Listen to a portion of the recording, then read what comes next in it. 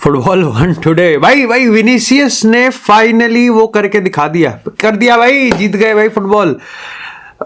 It's भाई interesting है भाई, बट डेफिनेटली यहाँ पर फीफा बेस्ट की जो हुआ ना वो पूरी सेरेमनी में it was interesting. But finally भाई जहाँ पर Vinicius versus Rodri versus Bellingham and सब ड्रामा चल रहा था, it turn out more interesting जितना मैं एक्चुअली में एंटिसिपेट कर रहा था। चाहे वोटिंग पैटर्न्स की बात करें या फिर हम खुद फीफा प्रेसिडेंट के स्टेटमेंट्स की बात करें, शायद से मैनचेस्टर सिटी के कुछ लोग नहीं है, और ये चीज खुद विनीसियस ने अपनी विनिंग स्पीच में यहाँ पर आई थिंक मेंशन किया है कि मैनचेस्टर सिटी के कुछ लोग यहाँ पर नहीं है।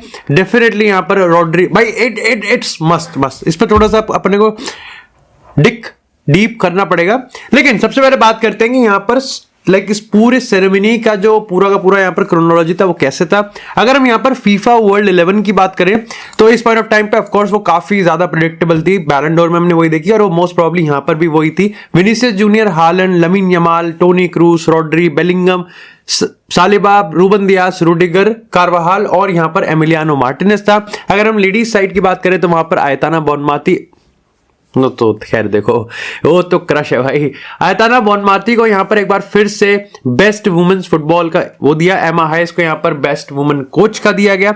अगर यहाँ पर बेस्ट मेन कोच की बात करें तो ऑफ कोर्स अपने दादाजी कार्लो एंसेलोटी को मिला है, और कार्लो एंसेलोटी ने यहाँ पर काफी ह्यूमरस वे में अपनी स्पीच भी दी थी और उसने मेंशन भी किया था भाई। उसने भाई मेरे को कार्लो एंसेलोटी के रिगार्डिंग एक चीज बहुत खूबसूरत लगती है कि वो हमेशा ग्रेटफुल रहता है कि उसको रियल मैड्रिड को मैनेज कर रहा है। ही इज ऑलवेज ग्रेटफुल, मतलब मतलब दादाजी वाली फीलिंग देता ही, ऐसा लगता है बागबान के अमिताभ बच्चन को देख रहे हैं हम। मतलब इट्स वेरी कूल।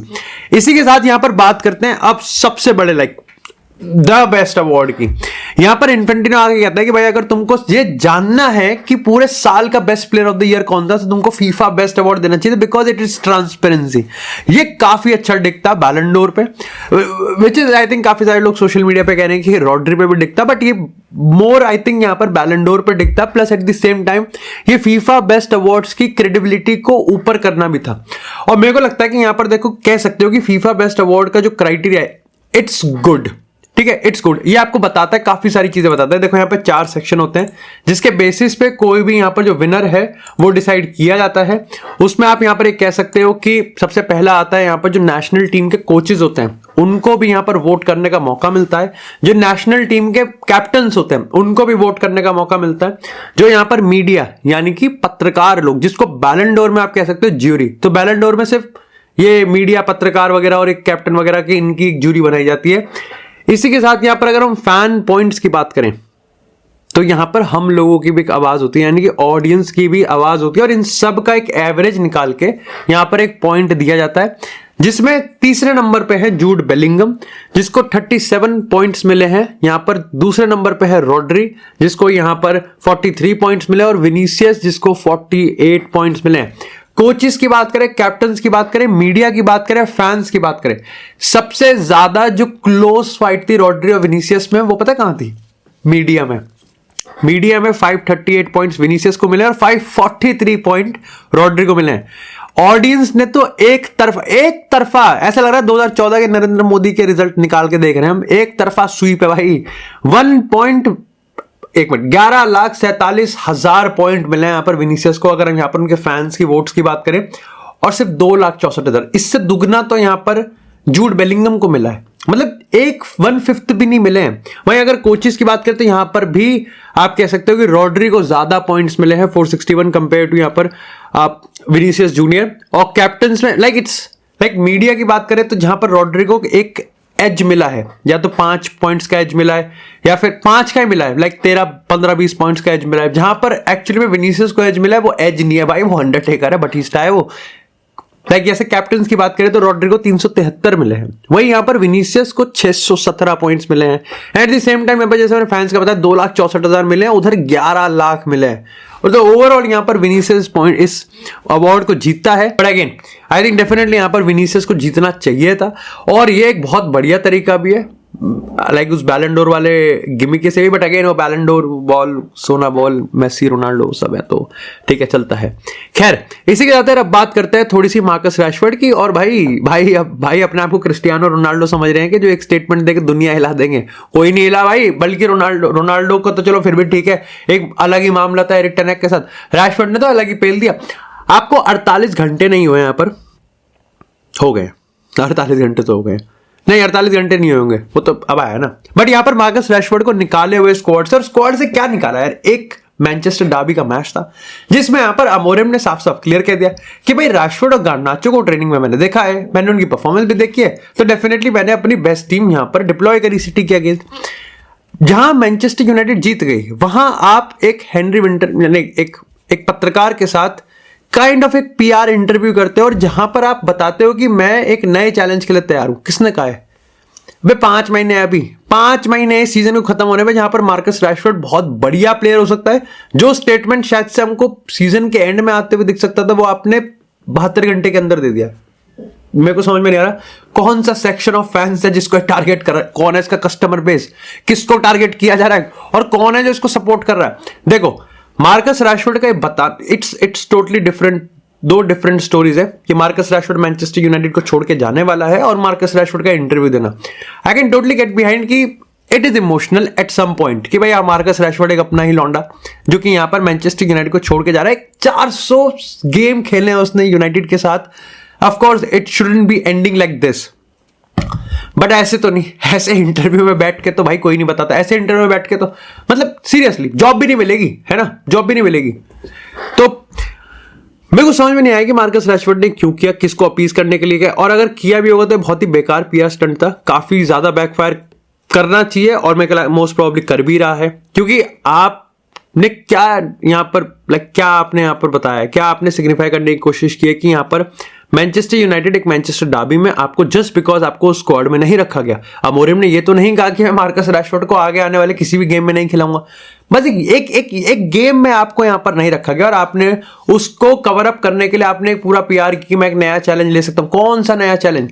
अगर मैं यहां पर टेलीग्राफ की रिपोर्ट का मैं आपको रेफरेंस दूं तो उन्होंने यह कहा है कि मार्कस रैशफोर्ड के लिए ला लीगा प्रायोरिटी। कौन है ला लीगा में? रियल मैड्रिड पे ऑलरेडी रोड्रिगो, विनीसियस, एम्बापे हैं। बार्सिलोना फंड कर सकती है, but are they really betting on Marcus Rashford जो कि 400K की सैलरी लेगा, और उसके ऊपर से यहां पर उनको मैनचेस्टर यूनाइटेड को भी लगभग 50-60 मिलियन देना पड़ेगा, जो कि बेस प्राइस उन्होंने 40 मिलियन रखा हुआ है। विल सी, बट हो सकता है बार्सिलोना के होंगे चांसेस, शायद से थोड़े से चांसेस मैं बढ़ा भी दूंगा कि मार्कस रैशफोर्ड को वो उठा लें।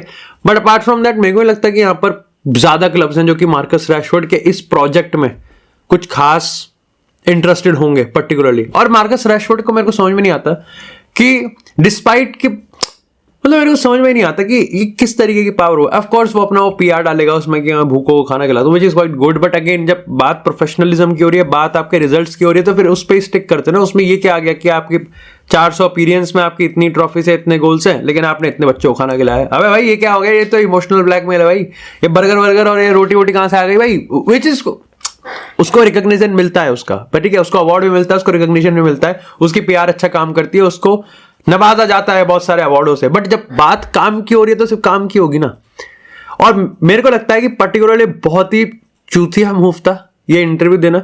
इसकी टाइमिंग तो बहुत ही ज्यादा खराब थी, बहुत ज्यादा खराब थी। मेरे को समझ में आ रहा है कि किसको फायर करना चाहिए, बट अपार्ट फ्रॉम दैट मेरे को लगता है कि Amorim is doing a great job. अगर बिकॉज ग्रेट जॉब क्या, वो कोई लड़ाई थोड़ी लड़ा। टेन हैग पर्सनल हो जाता था, जैसे Ten Hag was like too personal, चाहे वो रोनाल्डो की बात करे, किसी प्लेयर्स की बात करे, वो अब ईगो पे ले लेता था वो भी। But Amorim is just doing his work, क्योंकि उसको भी ज्यादा टाइम नहीं हुआ है। ये प्लेयर पॉलिटिक्स है, ये प्लेयर पावर है कि इनसे संभाला ही नहीं जा रहा कि मेरे को कैसे बाहर कर दिया मैनचेस्टर डार्बी से। मैं तो मार्कस रैशफोर्ड हूं, एडिटर उससे ज्यादा बाहर बैठता है मार्कस रैशफोर्ड से। क्यों भाई, कुछ कहता है एडिटर? भाई झूठ नहीं भाई, बाहर नहीं बैठता भाई तू? अरे अभी तो जरा डाउनफॉल चल रहा है, छोड़ो यार। बट इसी के साथ यार बात करते हैं थोड़ी सी यहाँ पर यूरोपियन सुपर लीग की। कौन मांग रहा है भाई, किसने मांगा? ये अलग ही लगे पड़े हैं, ये अलग ही है। उधर बीजेपी, कांग्रेस, आम आदमी पार्टी में एक स्वराज पार्टी आ रही है। कौन मांग रहा है भाई, किसने मांगा है, क्या आपका एजेंडा है? ठीक है, ऑफिशियल इन्होंने प्रपोजल, एक नई लीग का नाम बनाया इन्होंने कहा कि अब हम यूरोपियन सुपर लीग नहीं कहेंगे, अब इसको हम यूनिफाई लीग कहेंगे। इसी के साथ यहाँ पर अब एक पहले 3 हुआ करती, अब 4 लीग बता दी इन्होंने। गोल्ड लीग बता दी, star league, gold league, silver league, पता नहीं क्या है, brownie league, gold league, star league जो कि सबसे बड़ी लीग होगी, उसमें यहाँ पर 16 टीम्स होंगी, 2 ग्रुप में बांट दिया जाएगा 8-8 टीम में। यहाँ पर मेरिटोक्रेसी पे ऑफ कोर्स यहाँ पर यूरोपियन कोर्ट ऑफ जस्टिस का जो वो रूलिंग आई थी कि भाई डेफिनेटली अगर एक कंपटीशन जो कि आपकी मेरिटोक्रेसी पे आपको अवार्ड, आपको प्लेस देती है कंपटीशन में, तो उसको फिर आप अमान्य नहीं कह सकते, वो वैलिड है, वो लीगल है। तो उसके लगे पड़े हैं ये। और मेरे को ये समझ में नहीं आ रहा, कोई प्लेयर से तो पूछ लो, मैं पूछ तो लो यार उनसे कि कहां से खेला जाएगा इतना गेम। चैंपियंस लीग, मतलब चैंपियंस लीग के अब यहाँ पर आपको पता है कि 8 गेम होते हैं, उसके ऊपर से फिर वो नॉकआउट वगैरह मैचेस होते हैं, ठीक है, उसमें बीच में घुस जाता है, फिर आपको क्लब वर्ल्ड कप भी घुस जाएगा। आज जैसे इंटरकॉन्टिनेंटल WWE चैंपियनशिप का मैच है रियल मैड्रिड और पचुआ में, उसमें ऊपर आप सभी यूनिफाई लीग भी घुसा देते, तो फिर तो बचा ही नहीं ना, फिर तो मैं भी एक टूर्नामेंट लगाता हूँ, बुला लेता हूँ मेरिटोक्रेसी पे।